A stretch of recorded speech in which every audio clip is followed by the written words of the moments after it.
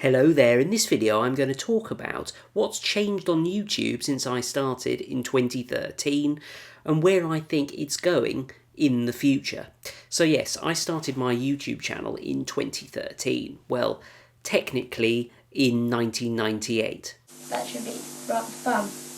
Okay, well I'll see you next episode. When I look back at the videos that I created, my gosh, were they crap, basically. Shot on my iPhone, in noisy environments. The first video in particular, it's got like 5,000 views, but it was me just sticking a camera in my face in a room with Christmas songs playing in the background, which I then tried to remove, and oh wow, it is an appalling video.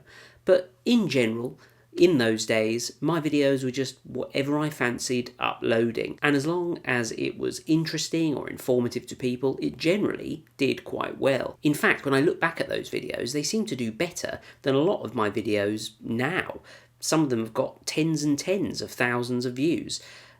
Whereas now I upload a video every week, and I suppose it probably averages out a little bit more, but yeah, my kind of hit rate then was better. And in those days I feel like I didn't annoy people as much as I did now. I think as you get bigger, well, physically fatter I suppose, but as your YouTube audience grows, you tend to annoy just a fraction more people, like this person who found that my voice was really pizding them if my voice is pizding you if, imagine what it's doing to me. I've got to live with it every single day. But they were great days. I could just pick up an iPhone, stick it in my face, and as long as it was interesting, people would watch it.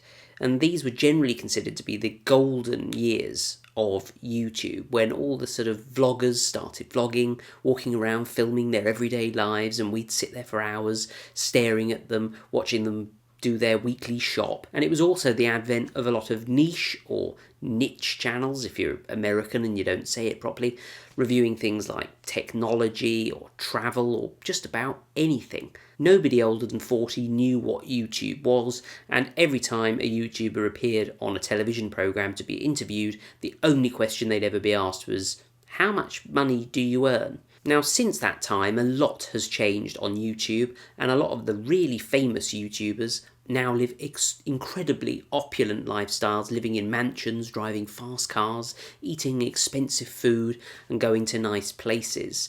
And you know what, funnily enough, they're not as relatable as once they were. They no longer film videos in their bedrooms, and indeed I don't. I've moved into the lounge. Haven't I gone up in the world? And many of them have made the transition from the platform of YouTube to television, even the music industry, film. And as time has gone on, YouTubers seem to think that they've had to be ever more sort of shocking and deliver ever more epic content to keep us interested. They seem to have lost sight of the fact that it was that relatable, normal content that was so interesting to us in the first place. Now, I don't think YouTubers were entirely wrong. Something did need to change, because I, for one, and maybe you feel this too, have suffered in recent years with a kind of YouTube fatigue.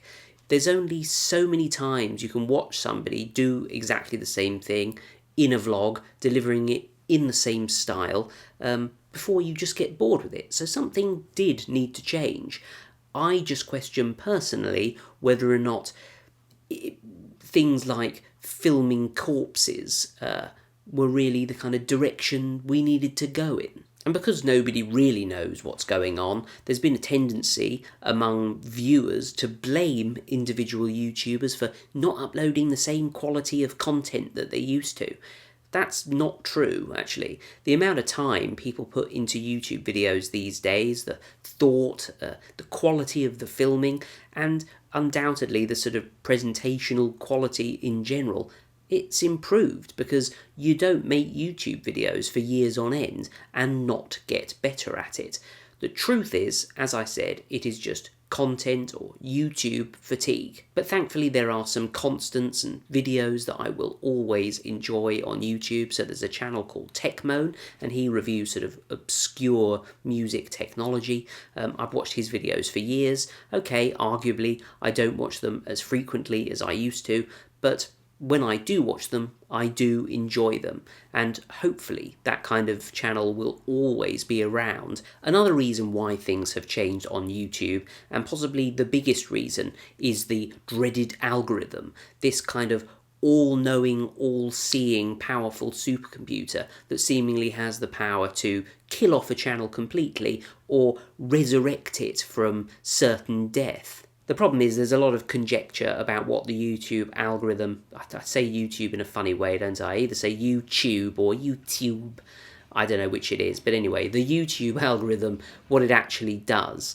One thing we can probably say for certain is that I think it just likes watch time and engagement. The more people that are engaged with a YouTube video, the more they're actually on the website doing something, seeing advertisements, and the more they're watching stuff on YouTube, potentially the more adverts you're showing them as well, and ultimately it's that YouTube is actually interested in. But there are a couple of problems that result from that. Firstly, people are playing the system, so people try and get over that 10-minute boundary where you can put mid-roll video ads on your videos. I'm probably guilty of that as well. People upload very niche content that they've worked out gives high advertising rates or will keep people hooked. And on the other side of the coin, the YouTube algorithm itself seems to be sort of cheating itself a little bit. In maths, you would say that there are several minima in the graph, okay? So there are several ways that you can stop people from leaving YouTube, ways of keeping them interested in watching YouTube videos. The problem is this self-learning, apparently, computer algorithm that YouTube use seems to have learned the wrong minimum. It's found that if you show clickbait videos that are interesting to children, they'll sit there like vegetables watching for hours at a time, being bombarded with adverts. Now, is that the correct way to do it? When I subscribe to a YouTube channel, I want to see that person's videos. I want the personal agency of being able to click on their video and then decide that it's not something I want to watch or that it's particularly boring. Okay, YouTube has found a way of showing me videos that I will watch for hours on end, but if, for argument's sake, McDonald's was set to say to me, you can have McDonald's for dinner every single day for the rest of your life for free, I would probably do that because I quite enjoy McDonald's. But the question is, would that be good for me? I miss the kind of quirky days of YouTube, being able to just watch whatever I fancied and not feeling like I was being manipulated into watching certain content. So where is this all heading? Well, my fear is we're heading for another kind of adpocalypse or some kind of copyright fiasco where the big production companies essentially force YouTube into not letting the likes of you or I upload videos or at the very least put adverts on them. Because the sad truth is, although, for a lot of people YouTube is a hobby, and indeed for me it is a hobby, I do get a little bit of cash from it, and actually that cash feedback from making a YouTube video is really useful. And I would be lying if I were to say that I would continue to upload YouTube videos if I didn't make some money from it. Now, to some extent, this disaster scenario has already happened.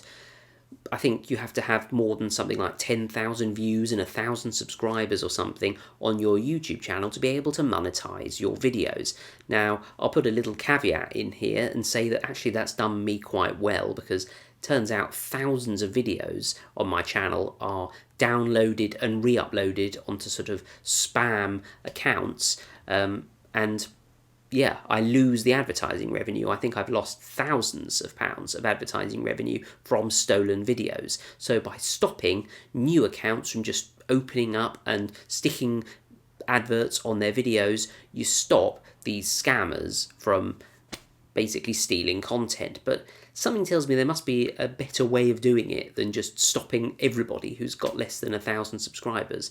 I should think that's probably the easiest way, but it's probably not the most kind of friendly way. And as I alluded to earlier, I'm worried that fashions will change to the point that, people actually prefer highly polished TV quality productions rather than just crap videos of somebody filming themselves with an iPhone. But actually, I do think that if that were to happen, if YouTube were just to become a platform for the mainstream sort of production companies, then I think a new kind of YouTube alternative would emerge from the ashes, because I think there will always be a demand for this kind of niche information. You can get a lot of useful stuff on YouTube that you just can't get anywhere else. And I think one of the things that really scares me is that YouTube hasn't really got to do a lot to make these disaster scenarios come true. In fact, we've had little kind of hints of what they could do. Essentially just stop promoting videos at the click of a switch.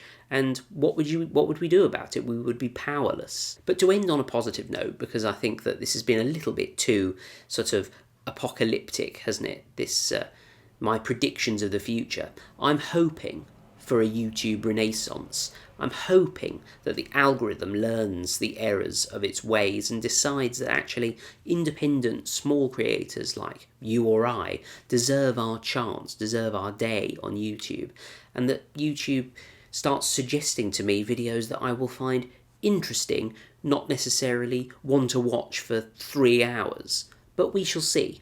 Do you agree with the stuff I've said? Let me know down below. Or do you disagree?